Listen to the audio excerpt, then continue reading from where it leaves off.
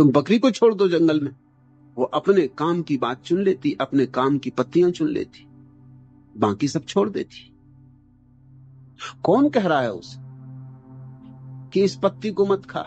हरी तो ये भी दिखाई पड़ती है, स्वाद इसमें भी हो सकता है ही कुछ ना कुछ स्वाद, लेकिन नहीं, जो उसके शरीर को रास पड़ता है, जो उसकी प्रकृति के अनुकूल है, जो उसकी प्रकृति को सम अवस्था में रखता है, वही चुन लेती। ये सहज हो रहा है, मन नहीं है वहां। मन उपद्रव करता है, मन ही तुम्हें ज्यादा खिला देता है, क्योंकि मन कहता है कि हो जाए एक कचौड़ी और,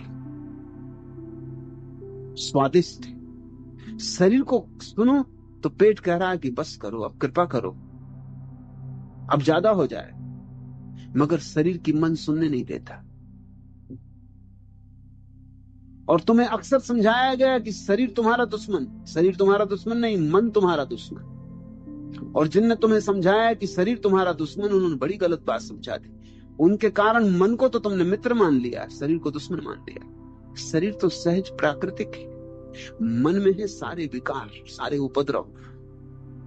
मन सुनते नहीं, मन कहता है स्वाद थोड़ा और ले ले, हो जाए थोड़ा और, क्या फर्क पड़ता है, जरा तकलीफ होगी पेट को तो हो लेगी। पेट तो कह रहा है कि बस,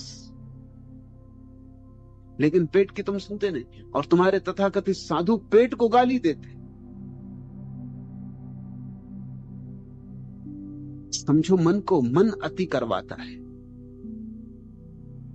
शरीर तो सदा ठीक समय पे जवाब दे देता है, वो तो 1 इंच ऊपर नहीं जाने देगा, नीचे नहीं जाने देगा। लेकिन आदमी का मन बड़े धोखेबाज है। मैंने भी सुना, गंगा में पूर आया किसी गांव में,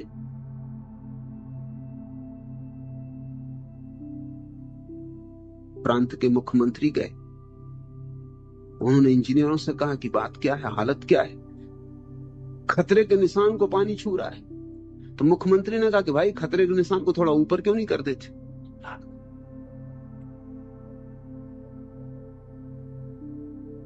कम से कम खतरे का निशान तो न छुए। जैसे कि खतरे के निशान को ऊंचा कर देने से तुम गंगा को धोखा दे लोगे कि किसको धोखा दे रहे हो? मगर यही हो रहा है, मन यही कर रहा है, मन ऐसी ही मूढ़तापूर्ण बातें कर रहा है।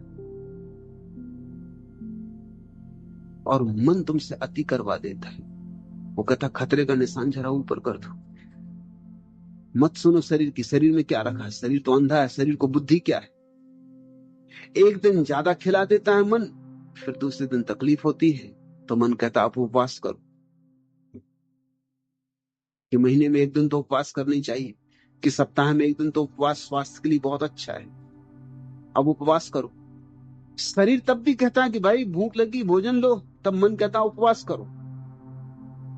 धीरे धीरे मन की ये उल्टी सीधी गतिविधियां शरीर की सूक्ष्म संवेदना को नष्ट कर देती। फिर शरीर कुछ नहीं बोलता, जब उसकी सुनी नहीं जाती तो धीरे धीरे मूक हो जाता है। इस मूक शरीर के साथ तुम अतियां कर लेते हो। मनोवैज्ञानिकों ने प्रयोग किए और बड़े हैरानी के निष्कर्ष हाथ आए। मनोवैज्ञानिकों ने प्रयोग किए कि छोटे बच्चों को अगर भोजन के पास बिठा दिया जाए तो तुम सोचते हो कि वो ज्यादा खा लेंगे, तुम गलती ख्याल में हो, वो ज्यादा नहीं खाते। ज्यादा उनके माँ बाप खिला देते कि और खाओ, कि खाओ, थोड़े तगड़े तड़ंग होना है, कि थोड़े मस्त तो दिखो, ये क्या हालत है, जरा और खाओ। माँ बैठी है छाती पर कि और खाओ, कि थोड़ा और। बच्चा किसी तरह रो रहा है, खा रहा है। तुम देखोगे कई बच्चों को रोते, उसका शरीर कह रहा है कि नहीं, उसका शरीर कह रहा है बाहर चलो, जरा कूदो, उछलो, वृक्षों पर चढ़ो, और उसको खिलाया जा रहा है। डॉक्टर तो बता देते हैं कि हर 3 घंटे में बच्चे को दूध पिलाना। बच्चा पीते नहीं, वो मुंह फेर फेर लेता है, मां है कि दूध पिला रही क्योंकि 3 घंटे हो गए। ये औसत नियम काम के नहीं है। जब बच्चे को भूख लगेगी वो रोएगा, वो खुद खबर देगा। घड़ी देखने की कोई जरूरत नहीं, बच्चे के पास अपने भीतर शरीर की घड़ी है, मगर उसकी घड़ी को तुम खराब किए दे रहे हो। और सब बच्चों को अलग अलग भूख लगेगी, कोई को 4 घंटे में लगेगी, कोई को 3 घंटे में, किसी को 2 घंटे में भी लगेगी। अब बड़ी अड़चन होगी, एक नियम बना लिया, औसत नियम। औसत नियम से सावधान रहना। औसत नियम ऐसा होता है जैसे यहाँ 500 आदमी बैठे, हमने सबकी ऊंचाई निकाल ली और सबकी संख्या गिन ली, सबकी ऊंचाई जोड़ ली, फिर उसमें 500 का भाग दे दिया। समझो ऊंचाई आई 4 फीट 3.5 इंच, औसत ऊंचाई। अब ये 4 फीट 3.5 इंच का कोई भी नहीं होगा यहां, शायद ही कोई हो, क्योंकि इसमें कई छोटे बच्चे हैं तो 2 फीट के और कोई 6 फीट के सज्जन, मगर दोनों को मिल कर दो तो 4-4 फीट औसत ऊंचाई हो गई। 4 फीट का कोई भी नहीं, ना तो 6 फीट वाला आदमी 4 फीट का है, न 2 फीट वाला बच्चा आज 4 फीट का है, मगर 6 फीट वाले एक आदमी और 2 फीट वाले बच्चे को जोड़ दिया, 8 फीट हो गए, 2 का भाग दे दिया, 4 फीट औसत आ गया। अब झंझट हुई, अब बच्चे को खींचो 4 फीट का करो, तब वो औसत होगा। अब 6 फीट के आदमी को काटो, या कहो जरा पैर सिकोड़ो, जरा सिर को अंदर लो, कछुए की तरह अपने अंदर करो, तुम जरा ज्यादा। यूनान में कथा है प्रोक्रस्टीज की। वो एक सम्राट था, बड़ा भयानक सम्राट था, उसके अपने हिसाब थे, बड़ा गणितज्ञ था भी प्रोक्रस्टीज। वो गणित से जीता था। उसके घर किसी का मेहमान होना, उससे लोग डरते थे, उसके घर कोई मेहमान नहीं होना चाहता, क्योंकि उसके पास एक सोने का पलंग था, बहुमूल्य हीरे जवाहरातों से जड़ा, उसी पे सुलाता था अपने मेहमान को। और उसका साथ खतरा यह था कि अगर मेहमान लंबा हो तो वो काट देता उसके हाथ पैर, क्योंकि पलंग तो कीमती है, पलंग तो बड़ा किया नहीं जा सकता, छोटा किया नहीं जा सकता, इतनी जल्दी हो भी नहीं सकता, मगर मेहमान को तो छोटा बड़ा किया जा सकता। और अगर कोई छोटा होता पलंग से तो उसके 2 पहलवान आके उसको खींच खींच के लंबा करने की कोशिश करते, उसके घर कोई ठहरता नहीं था। ये कहानी अर्थपूर्ण है, मगर ये सभी गणतज्ञों की कहानी। सब बच्चों का भाग दे दिया, कोई 4 घंटे में भूख लगती, किसी को 3 घंटे में, किसी को 2 घंटे में, किसी को 2.5 घंटे में, किसी को 2.25 घंटे में, सबका भाग दे दिया, हिसाब निकाला 3 घंटे में सबको भूख लगती। अब बस 3 घंटे से बैठे प्रोक्रस्टीज। अब वो घड़ी देख रहे हैं कि 3 घंटा हो जाए दूध पिलाओ, उसको 2 घंटे में लगती, वो 2 घंटे में रो रहा है, मगर अभी घड़ी में 3 घंटे नहीं हुए। रोते रहो बच्चों, तुम धीरे धीरे उसके शरीर की सहज संवेदना को नष्ट कर दोगे। धीरे धीरे वो भी घड़ी देखने लगेगा कि कब भूख लगती, क्योंकि घड़ी से भूख लगनी चाहिए।